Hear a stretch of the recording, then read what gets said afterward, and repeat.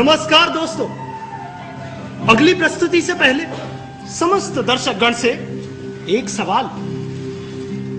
सुख कहां है? कहां है? महंगी गाड़ियों में, महंगे मकान में, कीमती कपड़ों में या बेशकीमती जेवरों में? ना, सुख तो हमारे भीतर ही उपलब्ध है। वेदों और पुराणों में सुख की यही व्याख्या करी गई है। प्रसिद्ध कथाकार मुंशी प्रेमचंद ने अपनी अनेकों कहानियों में इसी तसव्वुर को बखूबी दर्शाया है। अगली प्रस्तुति में आप देखने जा रहे हैं ऐसी ही एक कहानी का नाट्य रूपांतर। तो भाइयों और बहनों, आइए देखते हैं दो बहनें।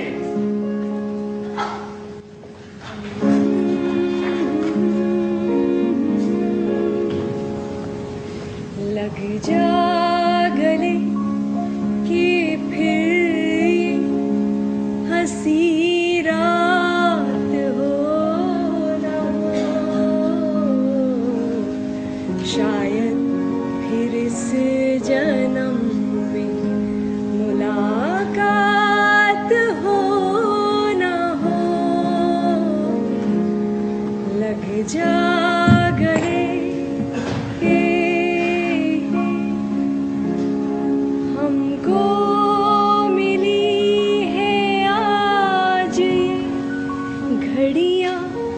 नसीब से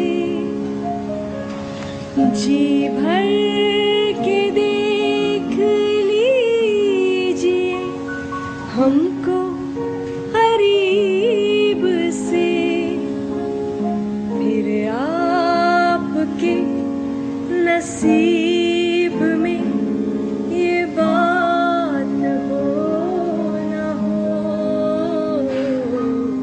शायद फिर इस जन्म में मुलाकात हो ना हो। लग जा गले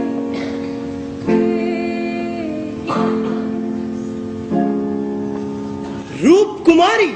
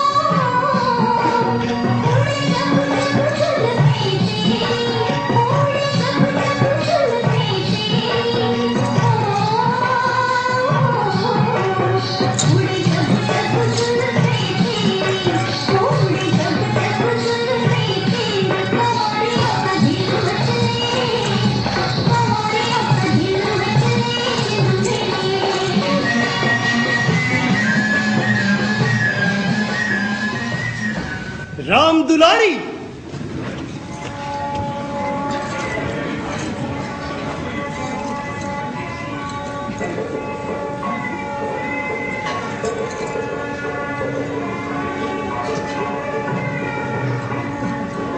जीजी, अरे जीजी, मंजली, अरे जीजी। मुझे तो यकीन ही नहीं होता कि 2 साल के बाद मैं तुमसे इस तरह मिलूंगी, वो भी किसी तीसरे नातेदार के यहाँ। यकीन तो मुझे भी नहीं होता मंजली, तो कितनी बदल गई। कीमती रेशमी साड़ी, सोने कुंदन के गहने, अरे वही राम दुलारी जो बचपन में बात बात पर रूठ जाया करती थी, लड़कपन में सर के बाल खोले फूहड़ से इधर उधर खेला करती थी। अंतिम बार तुझे तेरे ब्याह में देखा था 2 साल पहले। शक्ल में तो तेरी कोई ज्यादा अंतर नहीं, थोड़ी लंबी जरूर हो गई है, मगर आज भी उतनी ही दुबली, उतनी ही फूहड़, उतनी ही मंदबुद्धि जान पड़ती हो। मगर आज भी तुम पर भारी ही पड़ूंगी। रूप कुमारी चाहे कुछ भी कहे, लेकिन आज हालत कुछ और ही थी। राम दुलारी को देखकर ऐसा लगा जैसे कली खिल गई हो, और ये रूप उसने छिपा कहां रखा था, या फिर ये आंखों का धोखा मात्र है। ये रूप नहीं, केवल आंखों को लुभाने की शक्ति है। रेशम, सोने और मखमल के बल पर रूपरेखा थोड़े ही बदल जाएगी, फिर भी आंखों में समाई जाती है। 50 स्त्रियां हैं, मगर यह रूप, यह आकर्षण और किसी में नहीं। घर से चलते समय रूप कुमारी ने आईना देखा था। भाई अपने रूप को चमकाने के लिए जितना कर सकती थी उससे कुछ अधिक ही किया था, मगर अब वो राम दुलारी को देखने के लिए बेकरार हो रही है।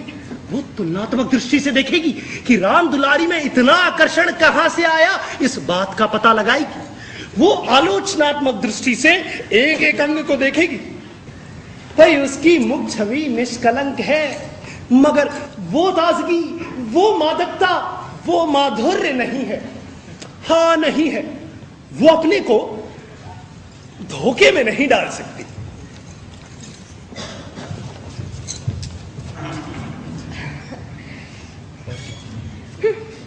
ये पुरुष भी तो गावती होते हैं, किसी में भी सच्चे सौंदर्य की परख नहीं। इन्हें तो बस जवानी, चंचलता और हाव भाव चाहिए।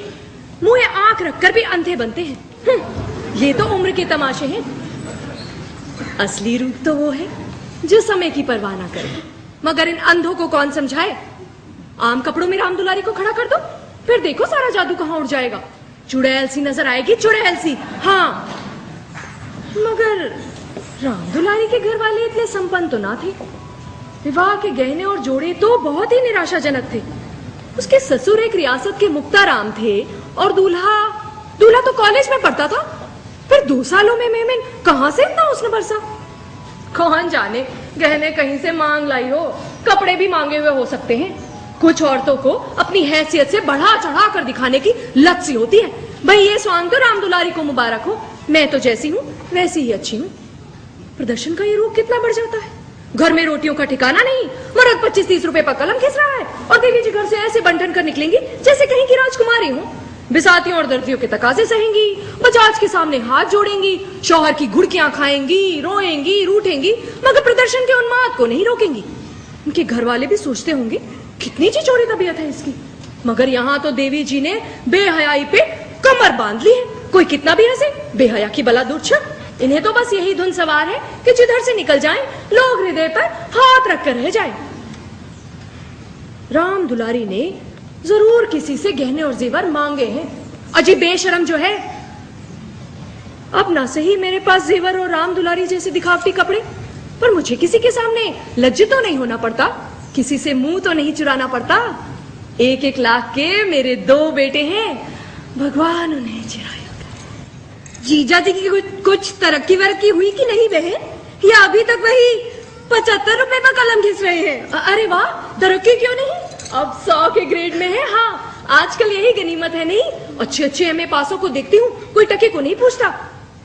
वैसे तेरा शौहर तो अभी BA ही कर रहा होगा, क्यों? उन्होंने तो पढ़ना छोड़ दिया बहन, पढ़कर औकात खराब करनी थी क्या? एक कंपनी के एजेंट हो गए हैं, अब 250 रुपए माहवर पाते, कमीशन ऊपर से 5 रुपए रोज सफर खर्च के भी मिल जाते हैं। अब तुम ये समझ लो कि 350, 400, 500 का औसत पड़ ही जाता है। 150 रुपए तो उनका निज का खर्च है बहन। अब ऊंचे औहदे के लिए ऊंची हैसियत भी तो होनी चाहिए ना। 350 रुपए बेदाग घर दे देते हैं, उसमें से 100 रुपए मुझे मिल जाते हैं। 250 रुपए में घर का खर्च खुशफहमी से चल जाता है। MA पास करके क्या करते हैं? रूप कुमारी इस कथन को शेख चिल्ली की दास्ता से अधिक महत्व तो नहीं देना चाहती थी, मगर राम दुलारी के लहजे में इतनी विश्वासोत्पादकता है कि वो अपनी निम्न चेतना में उससे प्रभावित हो रही है। मगर उसे बिल्कुल पागल नहीं हो जाना है तो इस ज्वाला को हृदय से निकाल देना पड़ेगा।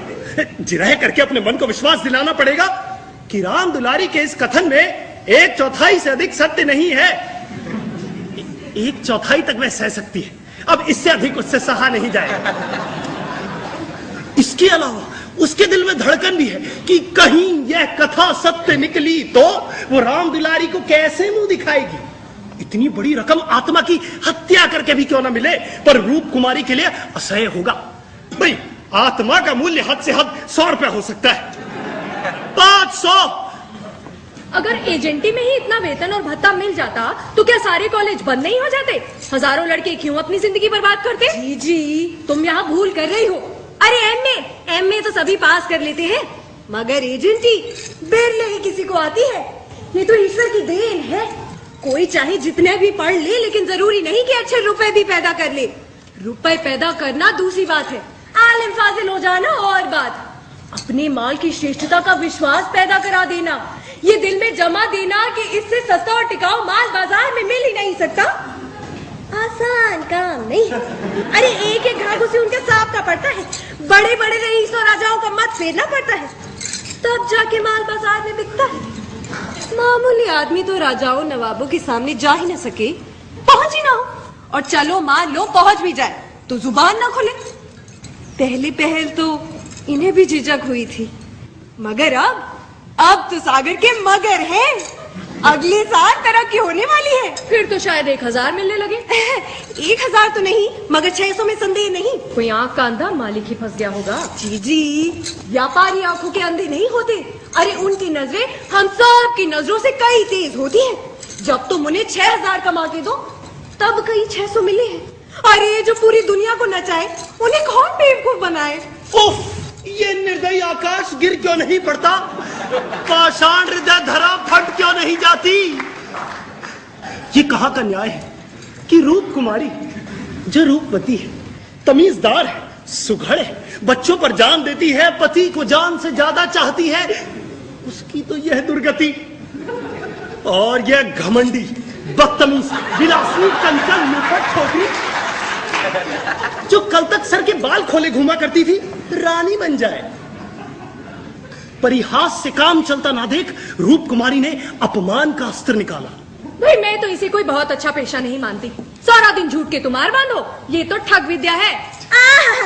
इस तरह तो जितने वकील बैरिस्टर हैं सभी ठग विद्या करते हैं। अरे अपने मुवक्किल के लिए क्या कुछ नहीं करना पड़ता, झूठी शहादतें तक बनानी पड़ती है। मगर उन्हीं वकीलों बैरिस्टरों को हम अपना लीडर कहते हैं। अरे अपनी कौमी सभाओं में अपना प्रधान बनाते हैं, उनकी गाड़ियां खींचते हैं, उन पे फूलों की मालाओं की वर्षा करते हैं, उनके नाम से सड़कें, प्रतिमाएं और संस्थान बनाते हैं। बहन, इंसान हमेशा अपने चरित्र की खाता है। जी चरित्र नहीं, मासिक पगार की खाता है। अरे जी आजकल दुनिया पैसा देखती है, पैसे कैसे आए ये कोई नहीं पूछता। जो पैसे वाला है उसी की पूजा होती है। जो भागी है, अयोग्य है या भीरू है, वही सिर्फ आत्मा और सदाचार की दुहाई देकर अपने आंसू पोंछते हैं। आत्मा और सदाचार को कौन पूछता है? रूप कुमारी को यह सत्य उसकी सारी वेदनाओं के साथ स्वीकार करना पड़ेगा कि राम दुलारी उससे अधिक भाग्यवान है। उसे किसी बहाने से राम दुलारी के घर जाकर असलियत की छानबीन करनी पड़ेगी। अगर राम दुलारी वास्तव में लक्ष्मी का वरदान पा गई है तो वो अपनी किस्मत ठोक कर बैठी रहेगी। समझ लेगी कहीं न्याय नहीं है, कहीं ईमानदारी की पूछ नहीं है। आखिर ईमानदार कौन है? कौन है? अरे वही जिसे बेईमानी करने का अवसर नहीं मिला और ना इतनी बुद्धि और मनोबल है कि अवसर पैदा कर ले। उसके पति 75 रुपए पाते हैं, पर 10-20 ऊपर से मिल जाए तो खुश होकर लेना लेंगे। उनकी ईमानदारी और सत्यवादिता उसी समय तक है जब तक अवसर नहीं मिलता। जिस दिन अवसर मिला सारी ईमानदारी और सत्यवादिता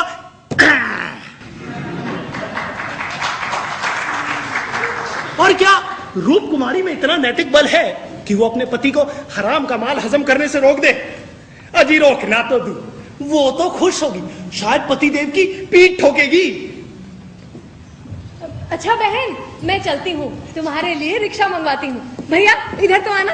रिक्शा मंगवा कर क्या करोगी बहन? मुझे लेने के लिए मेरी कार आती ही होगी। चलो 2-4 दिन मेरे यहाँ ठहर जाओ, फिर चली जाना। मैं जीजा जी से कहलवा भेजूंगी, तुम्हारा इंतजार ना करे। नहीं आज फुर्सत नहीं है, तेरे जीजा देखते होंगे। मैं चलती हूँ। क्या रात भर भी नहीं ठहरूंगी? नहीं। अच्छा बताओ कब आओगी? मैं कार भिजवा दूंगी। मैंने कहा ना मैं कहला भेजूंगी। तुम्हें याद न रहेगी, 2 साल गुजर गए, भूल कर भी याद ना किया। मैं इस इंतजार में थी कि दीदी बुलावे तो चलूं। एक ही शहर में रहते फिर भी इतनी दूर की मुलाकात तक ना हो। अरे लो, ये तो आ गए। अरे भाभी जी, नमस्ते। आप तो ईद का चांद हो गए हो। हाँ नमस्ते। आज यहाँ ना आती तो तुमसे मुलाकात क्यों होती? लो ये उल्टी शिकायत। अजी क्यों ना हो, कभी आपने बुलाया और मैं न गया। हाँ मैं नहीं जानती थी कि तुम खुद को मेहमान समझते हो। अरे वो भी तो तुम्हारा ही घर है। हाँ अब मान गया भाभी साहब, बेशक मेरी गलती है, क्योंकि इस दृष्टि से मैंने विचार नहीं किया। मगर आज तो मेरे घर रहिए। नहीं नहीं, आज बिल्कुल नहीं। वो तेरे जीजा जी भूखे होंगे, मैं चलती हूँ। अरे तुम ही कुछ बोलो ना। अरे मैं कितना कहकर हार गई, मगर मानती ही नहीं। अरे जीजी, मैं तुम्हें कुछ दिखाना तो भूल ही गई।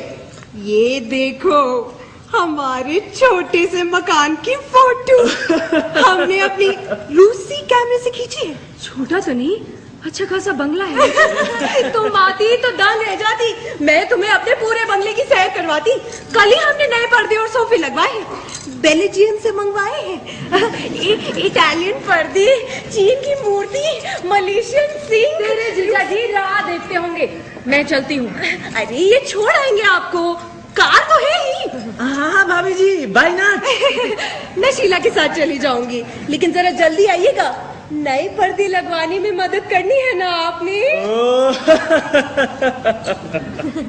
और बताइए गुरुसेवक, काम धंधा तो अच्छा चल रहा है ना? हाँ भाभी जी, मैंने तो अपने लिए अच्छा रास्ता निकाल लिया है।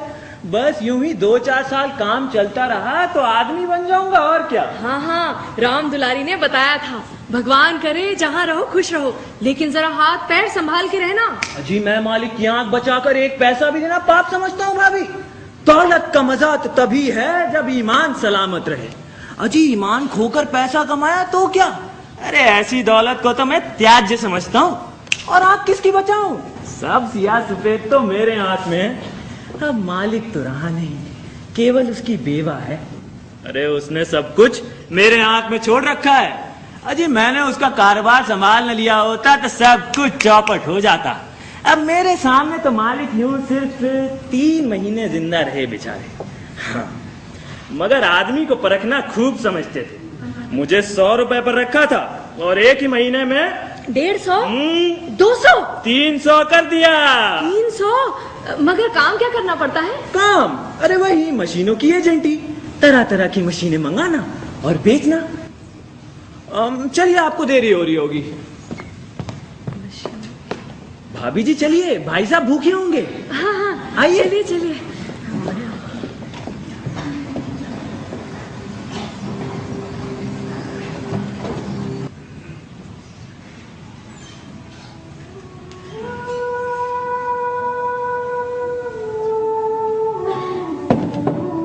आखिर रूप कुमारी का घर आ ही गया।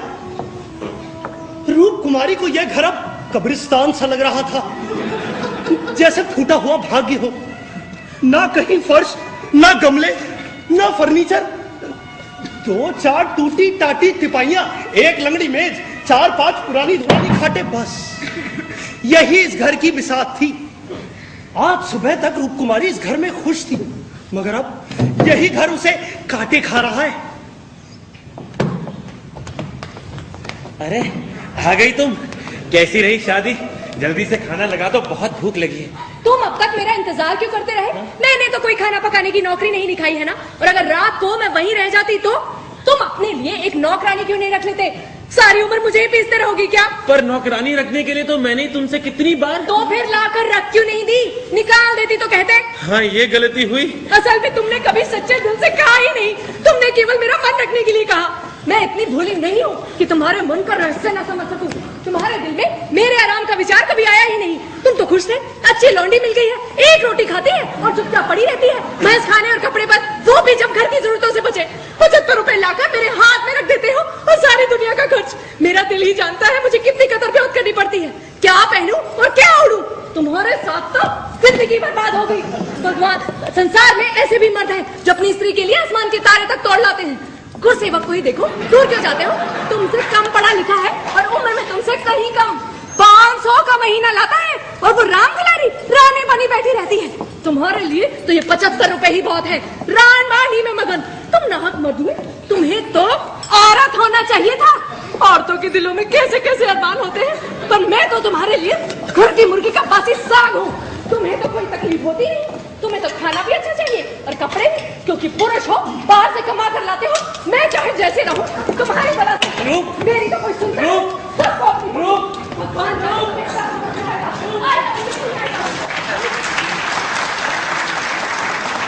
वाण वाणों का यह सिलसिला कई मिनटों तक चलता रहा। देखो, ये कोई किचन, ये कोई रसोई है, ये कोई घर है। अपने आप को देखा है, घर को देखा है।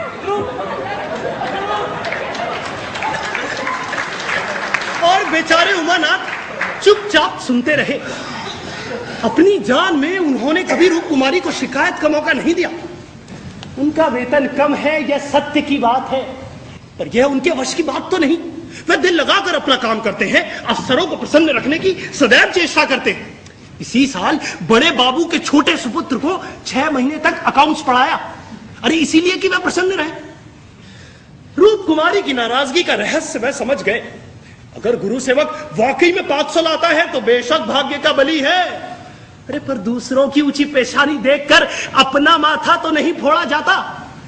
किसी संयोग से उसे अवसर मिल गया होगा। अब हर किसी को तो ऐसे अवसर नहीं मिलते। वह इस बात का पता लगाएगा कि सचमुच में उसे 500 रुपए महीने मिलते हैं कि महज डींग मार रहा है। और मान लिया कि मिलते हैं, तो क्या इससे रूप कुमारी को हक है कि वो मुझे ताने दे, जली कटी सुनाए? अगर इस तरह मैं भी रूप कुमारी से ज्यादा रूपवती सुशील स्त्री को देखकर उसे कोसना शुरू कर दूं तो कैसा हो? माना रूप कुमारी सुंदरी है, त्यागमयी है, मृदुभाषी है, पर उससे बढ़कर सुंदरी, त्यागमयी, मृदुभाषी देवी उसे ये दुनिया खाली तो नहीं, तो क्या इस कारण मैं भी उसका अनादर करूं? अपने मन को समझाकर उमानाथ ने गुरु सेवक के विषय में तहकीकात का संकल्प किया।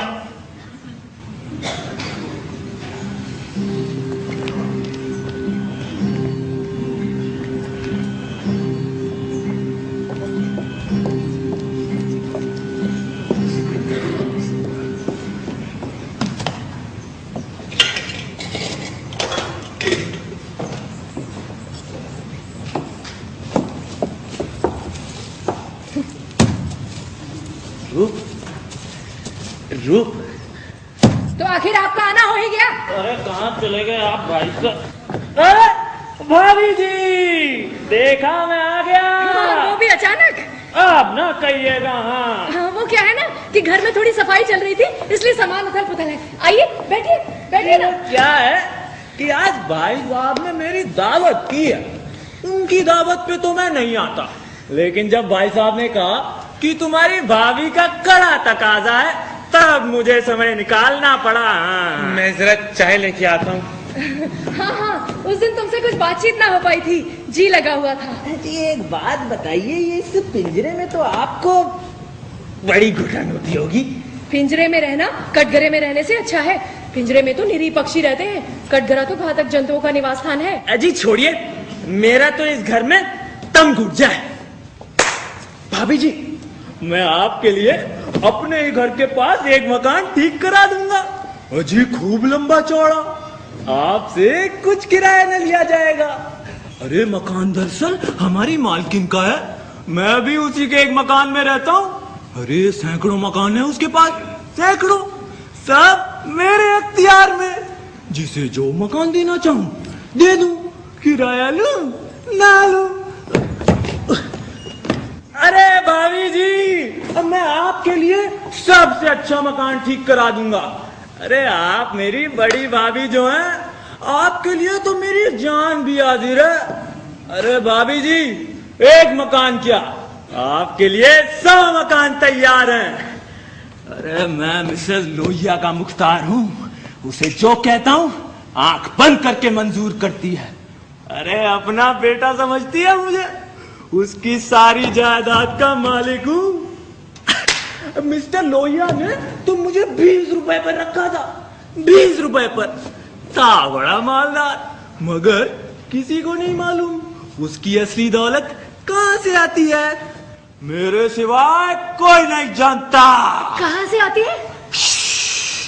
धीरे भाभी, धीरे, दीवारों के भी कान होते हैं। हाँ देखो गुरसेवक, अब तुम मेरे सब्र का इम्तिहान ले रहे हो। भाभी कहते हो और बताते भी डरते हो। अरे डरता गुरसेवक अपनी बीवी से भी नहीं।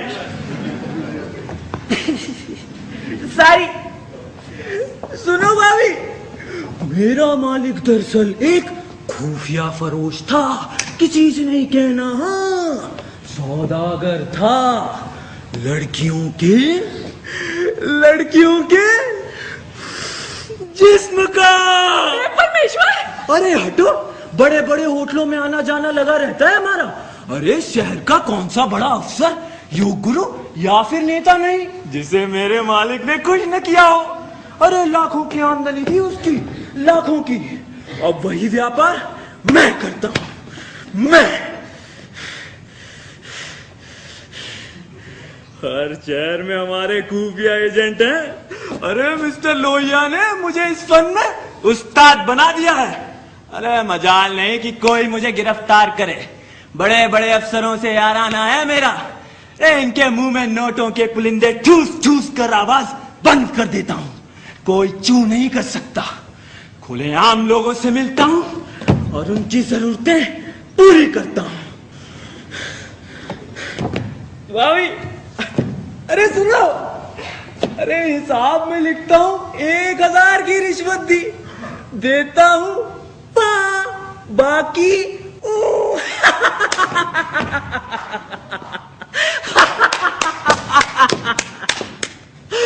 अरे बेदरे 1 रुपए आते हैं, बेदरे करता हूं। अब बुढ़िया को तो राम नाम से मतलब है। मेरा हाथ पकड़ने वाला कोई है नहीं, कोई मुझे पूछने वाला नहीं।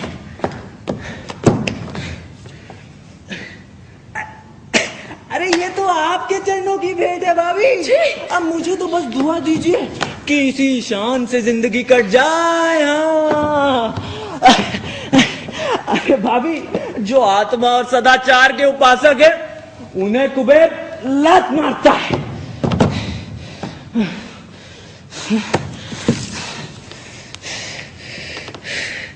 लक्ष्मी उन्हें पकड़ती है जो उसके लिए अपना दिन और ईमान सब कुछ खोने को तैयार है। मुझे बुरा मत कहिए, मैं कौन मालदार हूं। यहां जितने धनी हैं सब के सब साले लुटेरे। अरे पक्के डाकू साले। थू। कल को मेरे पास रुपए आ जाए तो मैं एक धर्मशाला बनवा दूं। फिर देखिए कितनी वाहवाही होती है। अरे कौन पूछता है मुझे रुपए कहां से मिले। जिस महात्मा से कहिए बुलाकर अपनी प्रशंसा करवा दूं। अरे इन्हीं महात्माओं ने मिस्टर लोहिया को धर्म भूषण की उपाधि दी थी। हाँ, इन्हीं स्वार्थी पेट के बंदरों ने। जबकि उस बुढ़े से बड़ा कुकर्मी इस संसार में ना होगा। मगर यहां तो लूट है। एक वकील आध घंटा बहस करके 500 अंदर कर लेता है और एक डॉक्टर जरा सा नश्तर चलाकर 1000 सीधे कर लेता है और एक जुआरी एक दिन में लाखों का वारा न्यारा करता है। अरे अगर इनकी आमदनी जायज है तो मेरी आमदनी भी जायज है। इंसान की अहम जरूरत को पूरा करना कोई पाप नहीं। अरे मुझे तो पुण्य मिलेगा लोगों को इस परम सुख की अनुभूति कराने का।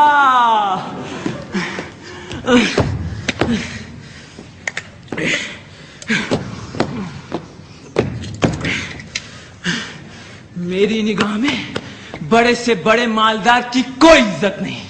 यहां वही सफल है जो आंखों में धूल झोंक सके। अरे गरीबों और कमजोरों को लूट कर अमीर हो जाना समाज की पुरानी परिपाटी है। मैं भी वही करता हूं जो दूसरे करते हैं। खूब लूटूंगा, खूब ऐश करूंगा और बुढ़ापे में खूब खैरात करूंगा। और एक दिन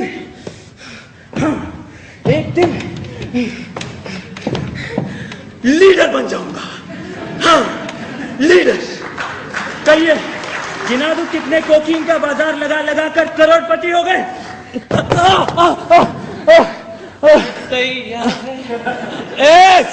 चुप। कितने जुआ खेल खेल कर करोड़पति होगा। गुरुसेवक चाय ठंडी हो रही है। चाय इधर लाओ, चाय लाओ। अरे गुरुसेवक तुम तो गिर गए। कौन है? मिस्टर लोहिया। किसी को नहीं छोड़ूंगा, खूब पैसे कमाऊंगा, सबको देख लूंगा। अरे अरे दया आती है मुझे तो उस राम दुलारी पर जो भोग विलास की धुन में और अमीर कहलाने के लालच में अपनी आत्मा का सर्वनाश कर रही है। अगर इसमें उस बेचारे का क्या कसूर है? आखिर गुरसेवक का भी क्या दोष है? जिस समाज में दौलत पूजी जाती हो, जहां मनुष्य की कीमत उसके बैंक अकाउंट और टीम टाकों से आकी जाती हो, जहां समाज की कुव्यवस्था आदमी में ईर्ष्या, द्वेष, लालच और नीचता के भावों को उकसाती हो और उभारती रहती हो, गुरसेवक और राम दुलारी उस चाल में फंस जाए या फिर उस प्रवाह में बह जाए तो कोई अचरज तो नहीं। गुरसेवक यहाँ बैठा बैठा क्या कह रहा था? मैंने तो उसे विदा कर दिया। जी घबराता था कि कहीं उसके पीछे पुलिस ना लगी हो, वरना मैं भी गेहूं की तरह पिस जाता। वही अपनी खुफिया फरोशी की डींगे मार रहा था। मुझे भी मिसेज लोहिया से मिलने को कह गया। जी नहीं, आप अपनी क्लर्की कीजिए, इसी में हमारा कल्याण। मगर क्लर्की में वो ऐश कहाँ? क्यों ना साल भर की छुट्टी लेकर मैं भी उस दुनिया की सैर कर लूं। मुझे अब उस ऐश का मोह नहीं रहा। दिल से कहती हो? सच्चे दिल से। अगर मैं आकर तुमसे वृतांत कहता तो तुम्हें यकीन आता? बिल्कुल नहीं। मैं तो कल्पना भी नहीं कर सकती कि कोई मनुष्य अपने स्वार्थ के लिए किसी के शरीर को एक वस्तु समझकर इस्तेमाल करे। मुझे तो सारा हाल पुलिस के इंस्पेक्टर से पहले ही मालूम हो गया था। मैंने ही उसे खूब शराब पिला दी थी कि नशे में बहकेगा जरूर और खुद ब खुद सच उगल देगा। ललचता तो तुम्हारा जी भी था। ललचता तो था और अब भी ललचा रहा है, पर ऐश करने के लिए जिस हुनर की जरूरत है वो कहां से लाऊंगा? ईश्वर ना करे वो हुनर तुम में आए। आखिर पैसा ही तो सब कुछ नहीं। मुझे मेरा सबक मिल गया है।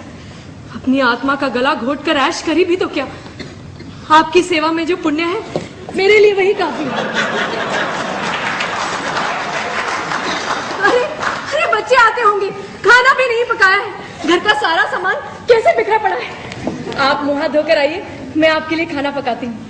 मैं ना हूं तो आपका क्या होगा? ओहो, कितनी देर हो गई है, कहाँ रह गई है? कितनी रात हो गई है, कितनी रात हो गई है, कहाँ थे आप? ये देखो क्या लाया, सही है ना?